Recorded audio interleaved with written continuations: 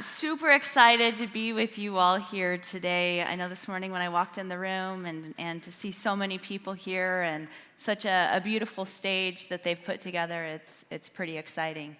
I've been asked, let me see if I start the presentation. I'm looking back there at Brent.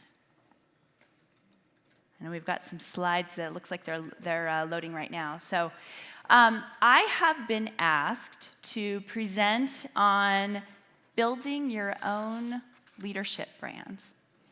And this is something that we talk a lot about at Wells Fargo as we're wanting to ensure that we're encouraging each of our leaders to be engaged in their local community. But when you talk to people about leadership, I always get kind of a little funky look on their face. Let's see, is it ready to roll? Aha, nice. All right. So finding your leadership brand, and when I bring this up, people are kind of like, what? So you're telling me that people have brands? Yeah, they do.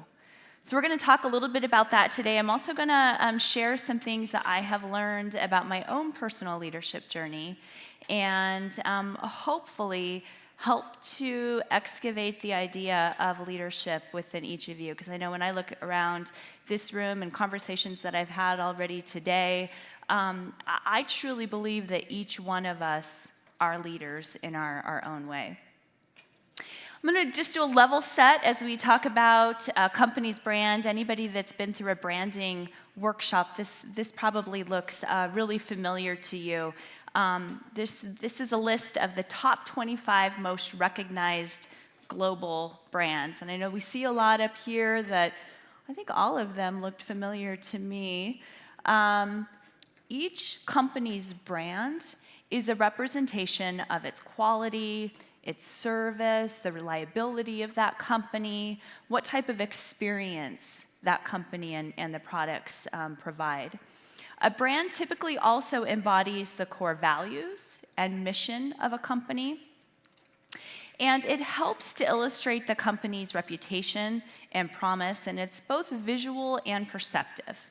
And when I say perceptive, I think about, there's a logo that's not up there, but when I think about Target, I can spend 3 hours in Target, easy. What kind of feelings do you feel when you see a logo of a company that you really like? Whether it's a retail location or whether it speaks to something that you also could spend 3 hours at. So, there's a lot of different ways to consider brands and logos, and I think hopefully after this exercise, you'll see some of those as you're out in the community as well.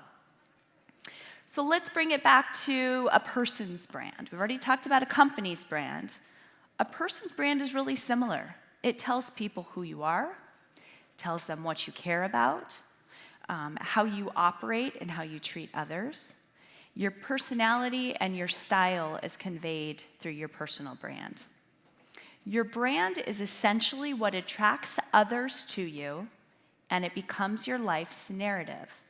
And I'm gonna come back to the idea of a life's narrative, and we're gonna spend some time on that as well. So there's a book that I've read, and I brought it with me today. David Brooks, he's a New York Times columnist. I had a chance to hear him speak at an event at Whitworth University a couple years ago. He was the keynote speaker, and honestly, I really didn't know much about who he was before he came and spoke, but I definitely paid attention afterwards and got his book. One of the things that he introduces in his book that really resonated with me was the difference between eulogy virtues versus resume virtues. And if you really think about that, resume virtues are the types of things that you would list on your resume, right? They're things that you have achieved. It's about your role, these are different things that you can kind of acquire in your lifetime. But eulogy virtues really speak to who we are as people. These are the things that really show up for us in life. So bravery, commitment, honesty, how we are as a friend, how we are as a spouse, as a parent, as a, all of those different things. Those are your eulogy virtues. Those are the types of things that when it's our time to be done here on earth, these are the things that our friends and family are going to stand up and say about us.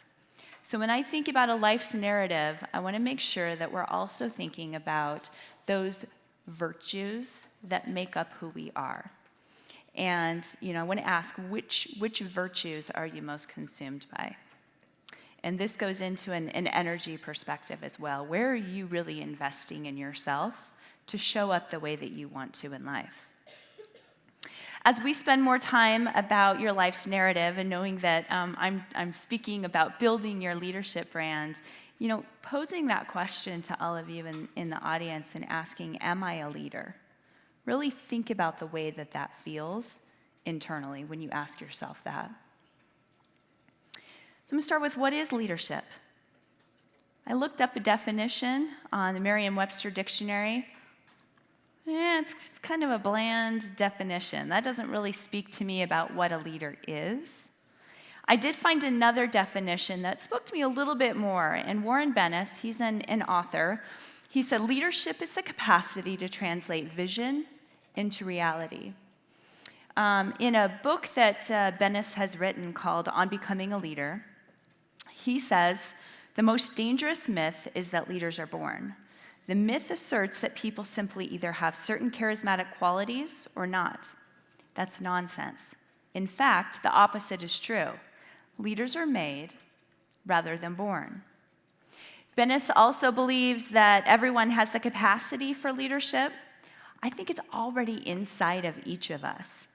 But it takes the time, the attention, the commitment, much like other things that we see as leaders. When we think about great writers, military officers, business leaders, these are all qualities that we cultivate and develop in ourselves. There's another book that I really like. I don't know, have any of you read Outliers by Malcolm Gladwell? Show of hands. I see some yeses, I see some nods, some show of hands. That's one of my favorite books. It's a quick read. It's one that if you're going to be going on a trip, you can pick it up, start it on the plane, and likely by the time you make it back home, you've finished the book. But there's something that I thought was really poignant in there, and it's the example of 10,000 hours. It's really about reps in life. What are we showing up for? He believes that anybody can be an expert at anything in the world if they invest that time of 10,000 hours in it. When I think about being a leader, it's about those reps. It's about showing up. It's not about some, special designation that takes place. It's about cultivating those skills and those traits within ourselves. As Shelley and I were meeting a few months ago, and she was talking to me about the WICON event this year, and she asked me if I would be willing to be a speaker, and I thought, okay. Well, I agreed to serve as a panelist last year at the event and had a really great time, and I thought, well, at least I didn't bomb last year, I guess, if she's asking me to come back. But this, we're talking about what are some topics that I could speak on, building your network, getting involved in the community, and we landed on leadership. Building a leadership brand, and really inspiring people to be leaders. So here I am having internal dialogue with myself asking, am I a leader? I'm sitting there at the table and I'm realizing that this self-doubt is creeping in. And I'm so glad that Debbie talked about this earlier, because we as women do this to ourselves all the time. I started asking myself, or having this, story taking place in my head while we were sitting there, and Shelley probably could tell you that my face was, she could see something going on in here. And I'm thinking speaking on leadership, but I'm not qualified. I really have no idea what I'm doing, and a leader shouldn't feel this uncomfortable, thinking about being up here on stage and trying to talk to you all about leadership. This is a slide that includes my community biography. It includes some photos of things that I've done. I'm not putting that up there to brag in any way. It actually makes me feel really uncomfortable to see that up there. But as I was kind of cataloging, remember, I'm going through this internal self-doubt, and I'm thinking about, well, wait a minute. I've served on over 15 boards. I've been helping people with their own personal leadership for over 23 years. I've chaired a number of committees and causes, and I've ridden in a Black Hawk helicopter many times with the governor and congressmen and multiple generals. I've been featured in the paper for leadership. I ran for a public office across the 2 largest counties in the state and won. But still I had this self-doubt. What was I waiting for? Was it to win an award on leadership? Well, yeah, I did that a couple years ago. There was still this feeling that I needed some sort of outside validation. And that's when I said, you know what? If I'm having this own internal dialogue, that's why I need to come today and have this conversation with you all. Because when I look out into the audience, I see a leader in every person that's here. And knowing that leadership doesn't come in one particular package, it doesn't show up in one particular title or experience, it's about leaning into the things that we're most passionate about, having the courage to raise our hand and say, I'm going to do this. I can help with this. This is what drives me.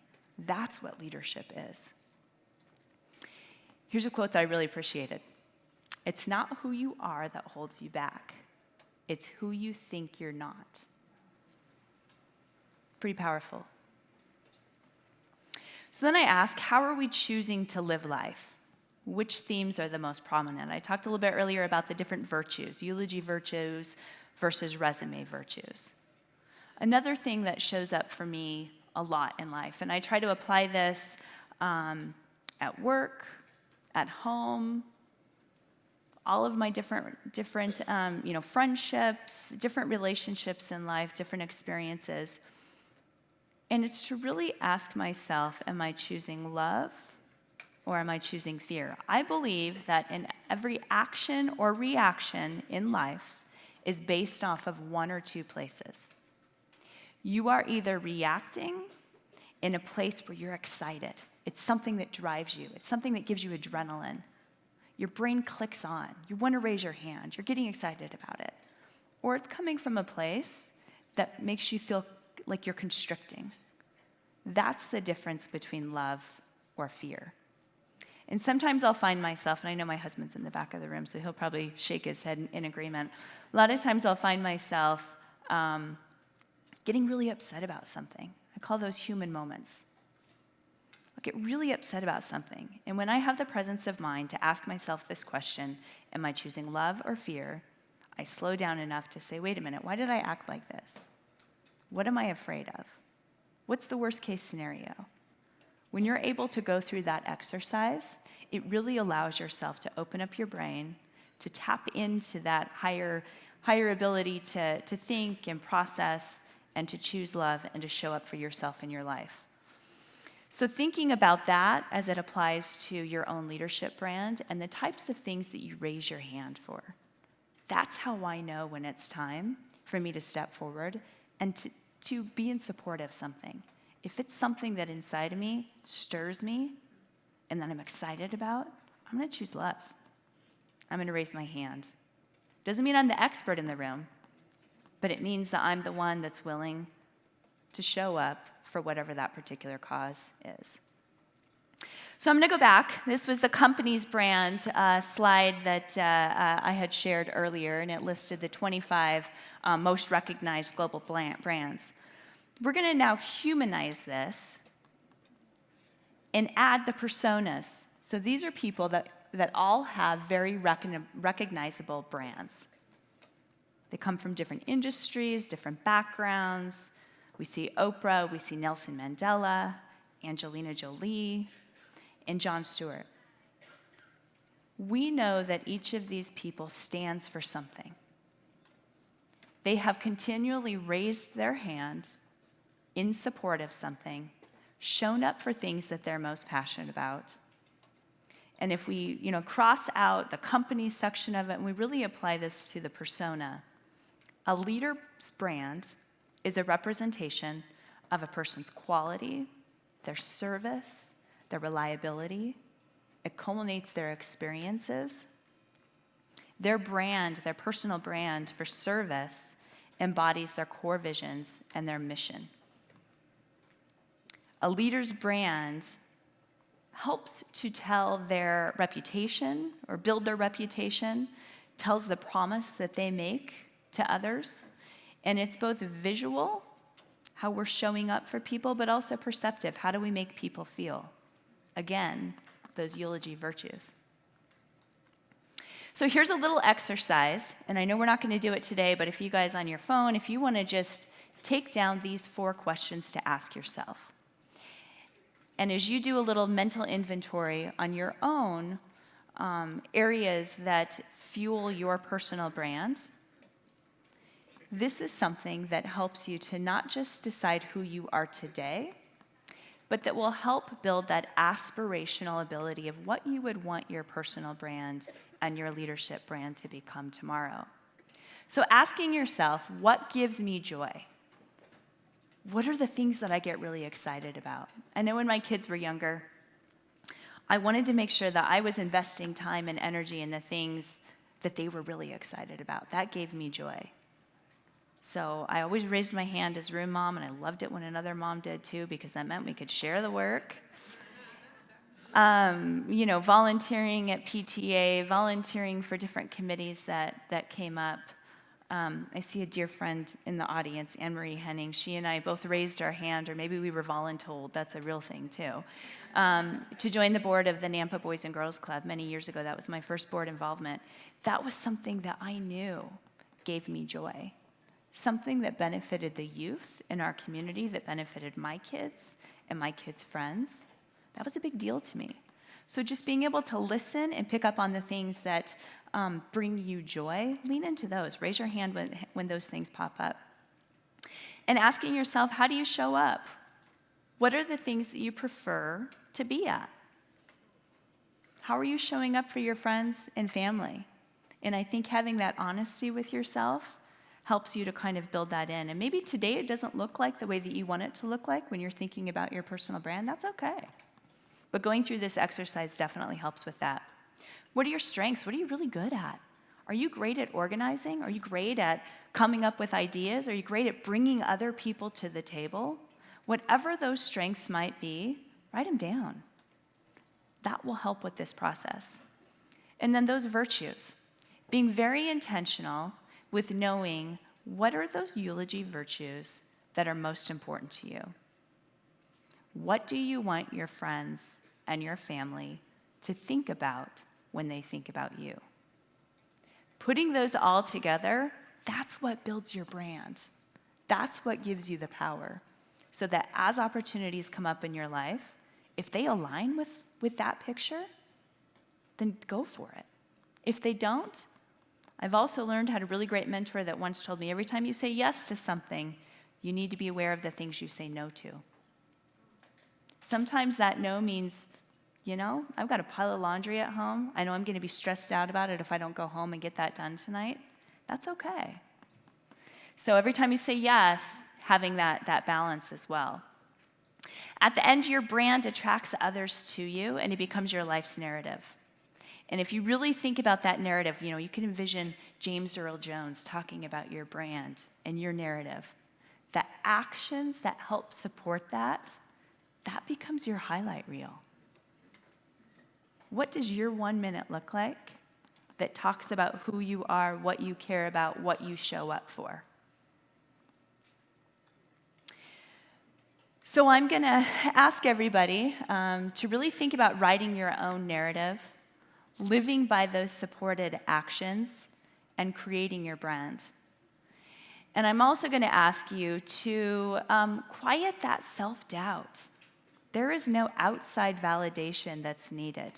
You are already qualified. You are already a leader in your own community and in your own life. We don't need to wait for anybody to put that title on us. We create that for ourselves. And your virtues in action. What are the things that really stir you, that get you excited about? How do you show up for other people? So think about that piece. And not being afraid to raise your hand. And then, of course, always modeling service above self.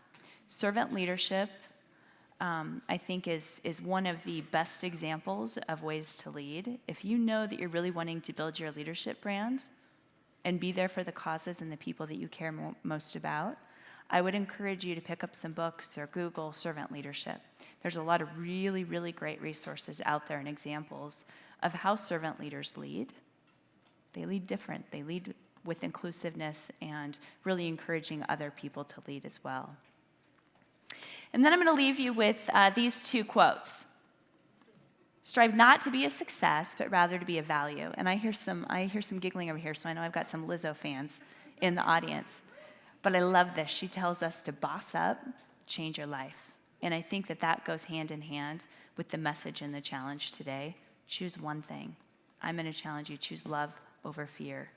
Raise your hand. Thank you.